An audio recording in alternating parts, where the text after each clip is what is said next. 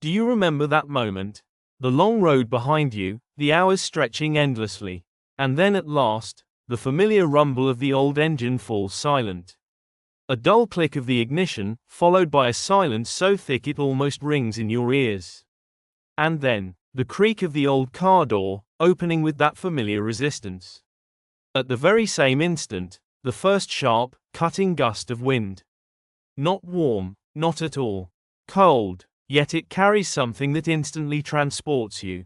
It smells of salt, of wet sand, a trace of seaweed, and something faintly metallic, like damp pennies. And right away, that sound, the high, piercing, insistent cry of seagulls, not far off, not beyond the horizon, but right above your head. And you realize, you have arrived. You have returned to where time moved differently, to your own unique world. If you grew up in those years, this is not history, it is memory.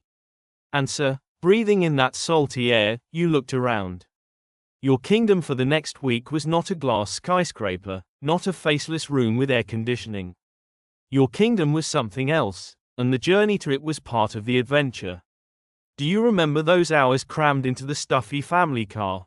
The squeak of the springs beneath you, the smell of petrol mixed with the scent of yesterday's pie your mother had packed for the road. You sat pressed against your brother or sister, staring out the window at passing fields, at pubs with bright signs, at the mist hanging low over the pastures. Every stop at a roadside cafe felt like an event. A steaming cup of tea, egg sandwiches wrapped in foil that tasted better than any delicacy. It wasn't just a journey, it was a rite of passage, a long, expectant trip filled with impatience and small joys. And then, you arrived.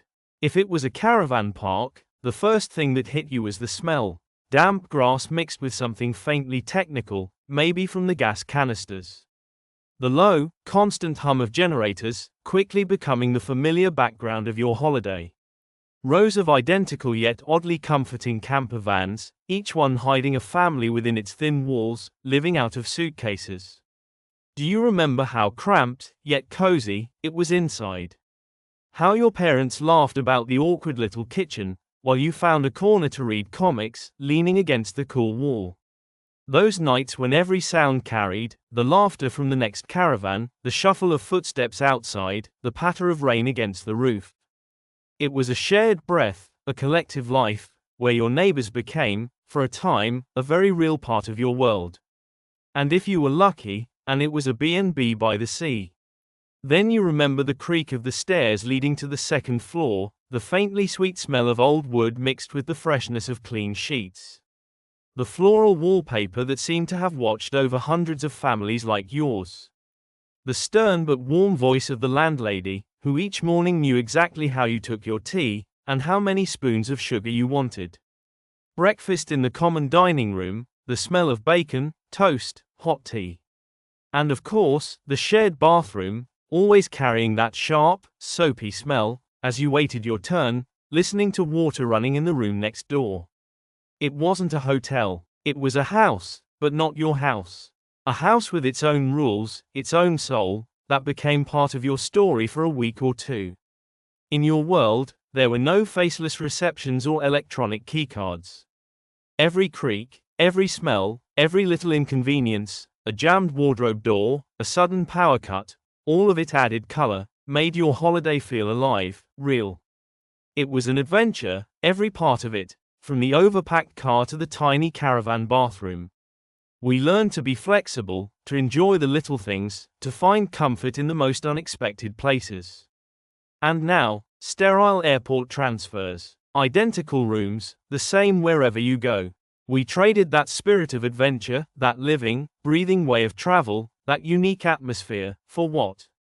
For uniformity, for comfort that robs us of true impressions. If you grew up in those years, this is not history, it is memory. And you know exactly what I mean. We lost the art of living the journey, not just getting to the destination. Once you settled in, where was the first stop? Of course, to the sea. But it wasn't the sea you know today, not the blue waters from glossy brochures where the sun melts into your skin and the sky promises endless perfect days. This was your sea, You can still remember the feeling of that first step onto the damp, packed sand. It was cold, even on a clear day.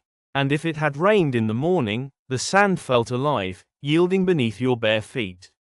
Do you remember that sharp, bone-chilling wind that swept across the beach, whipping up fine grains of sand, slipping under your warmest coat, tangling your hair, stinging your cheeks?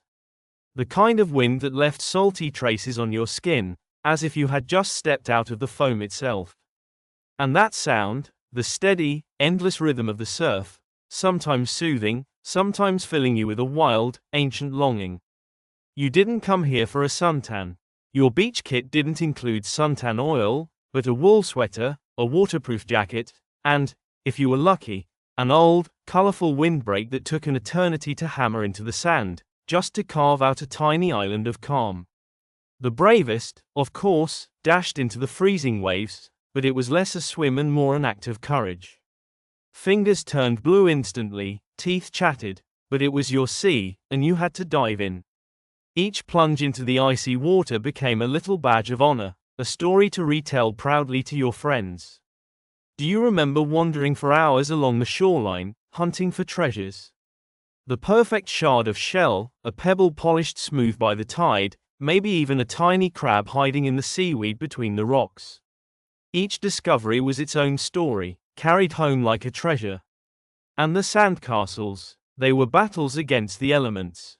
The waves crept closer and closer, but you kept building your towers and moats, knowing full well they would be washed away.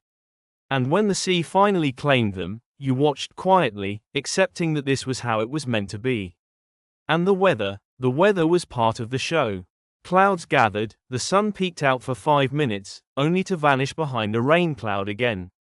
You heard the collective sigh of disappointment when the horizon darkened with heavy skies, and then the shared cheer when a single beam of sunlight broke through. And what was remarkable, no one truly complained.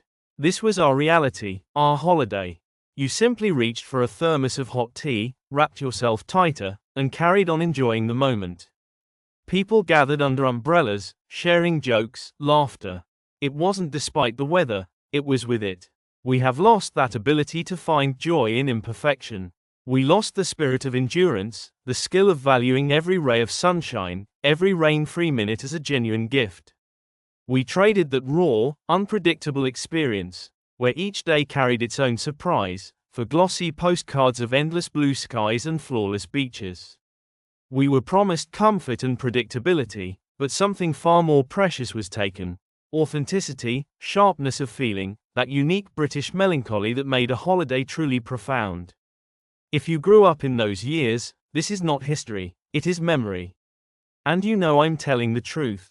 We lost the art of being happy in places where nature does not bend to our expectations.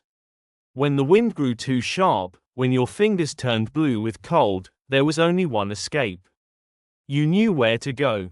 From the beach and its roaring sea, you turned toward the humming heart of your holiday, the pier, or the promenade, where the air was heavy with completely different scents. Suddenly you were wrapped in an aroma like no other. The sharp, tangy smell of vinegar and fried fish, mingled with the sugary sweetness of candy floss, the dampness of old wood, and a faint metallic tang of machine oil from the aging rides. It was the very smell of nostalgia. Do you remember that unrelenting, joyful hum? It was made of hundreds of sounds blending into a single, living symphony. The clink of falling 2-penny coins, which felt like the sweetest music in the world. The slow, rhythmic swing of the metal claw in the crane machine, promising you a stuffed bear, if you were skilled enough, or incredibly lucky. The dull clink clink clink of the penny falls machine, where coins nudged others closer to the edge, and every penny you won felt like a triumph, one you would immediately feed back into the machine for another chance.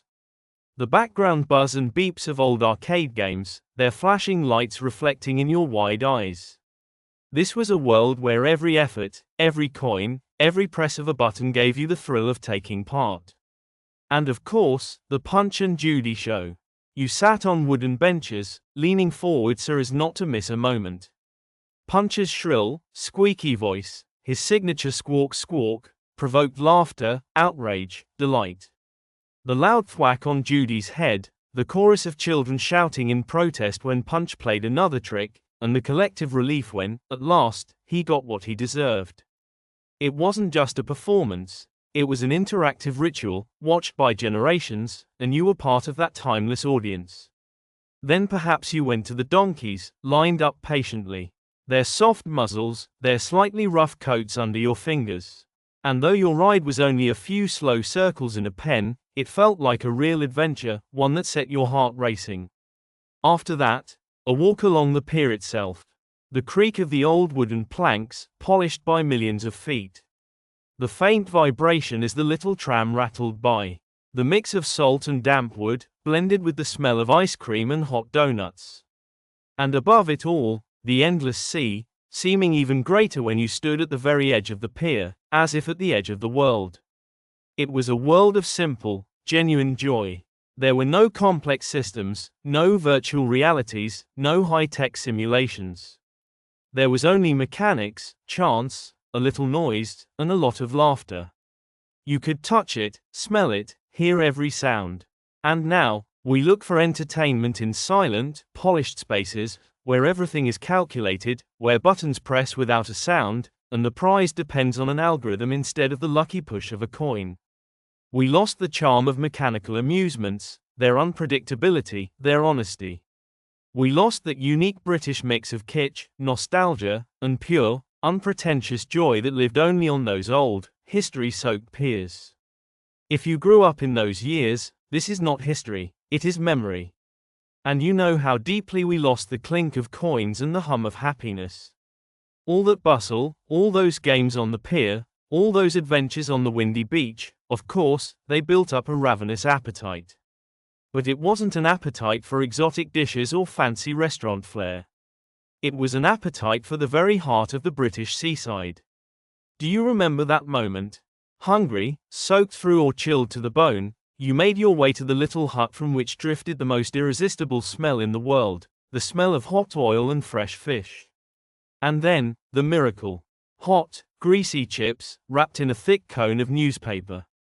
You held them while they were still scorching, feeling the warmth seeping through the paper into your fingers. And the first thing you did, before even walking away from the counter, was to douse them generously, very generously, with vinegar.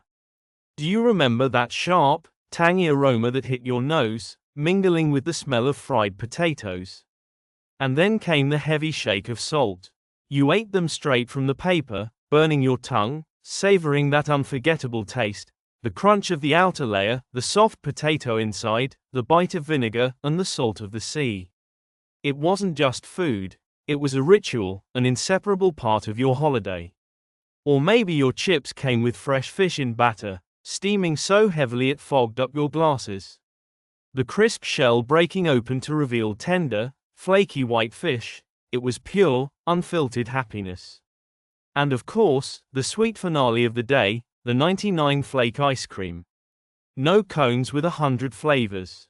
Just the classic, soft, creamy ice cream swirled from the machine, with a chocolate flake carefully pressed into the side. Do you remember how quickly it melted in your hands, leaving sticky trails on your fingers, and yet you savored it to the very last bite? Or maybe candy floss, a cloud of pink or blue sweetness that vanished on your tongue, leaving only sugar and the faint stickiness behind. These were the flavors etched into memory forever, the very taste of summer, of adventure, of carefree days. And sometimes, when the rain caught you off guard, you'd shelter in the car and unpack slightly squashed sandwiches from home, cheese and pickles, or jam. They were the most delicious sandwiches in the world, eaten in that cramped space, with raindrops drumming on the roof. And then came the thermos of hot tea. Do you remember how it warmed you from the inside, its familiar taste soothing you after the day's adventures? It wasn't just a drink, it was an anchor, a piece of home carried with you into the heart of the seaside adventure. In your world, there was no place for faceless buffets with endless choice. Every treat was an event, not just a meal. You waited for it, anticipated it, savored every bite. It was food that told a story, food infused with the atmosphere of its place and its time.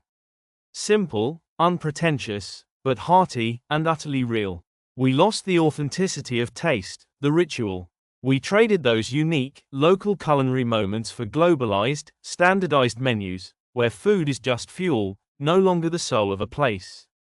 If you grew up in those years, this is not history, it is memory. And you know exactly what I mean. We lost that special flavor of nostalgia, swapping it for predictability and abundance. Answer: when the day leaned towards sunset, or more often, when the sky truly began to darken, you felt something more than just tiredness. It was a special, warm feeling that filled you from within. Do you remember coming back to your caravan, or to your B&B?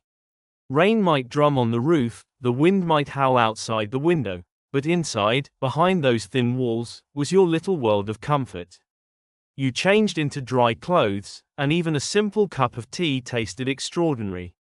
There were no endless entertainments arranged by animators here. You created your own, playing board games with your family, hearing your parents laugh as if they too had slipped back into childhood.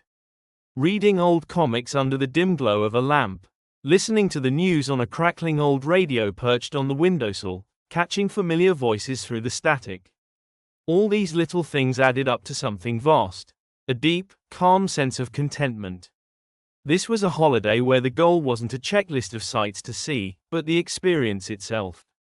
It was a time when you learned to find joy in small things, in the lack of glitter, in the shared fate of unpredictable weather and simple pleasures. Do you remember how strangers became, for a time, one big family? In the caravan park, advice was freely shared. On the beach, people helped each other set up windbreaks. In the B&B dining room, families swapped stories of the day. No one judged another's choice of holiday, no one boasted of exotic destinations. Everyone was united by a single thread, the love of this simple, genuine, slightly harsh, but deeply familiar kind of holiday. It was a time when Britain rested in its own way, not trying to imitate anyone else. It was a world where happiness was unpretentious, sincere, and most of all, ours. We learned to cherish the warmth of tea when the weather was cold. To value the laughter of loved ones when entertainments were scarce. To appreciate the simple fact of having escaped the city, even if only a few miles away, breathing in the salty air, inhaling freedom itself. This was not a holiday for Instagram, not one to brag about at the office. It was a holiday for the soul. It shaped us, taught us resilience, taught us how to find beauty in imperfection. And now, we traded that uniqueness, that character, that authenticity for predictability, for sterile, faceless comfort. We traded the vinegar-soaked chips for bland buffet spreads, the biting sea wind for conditioned air. We lost not just a way of holidaying, but an entire philosophy of life, an entire worldview.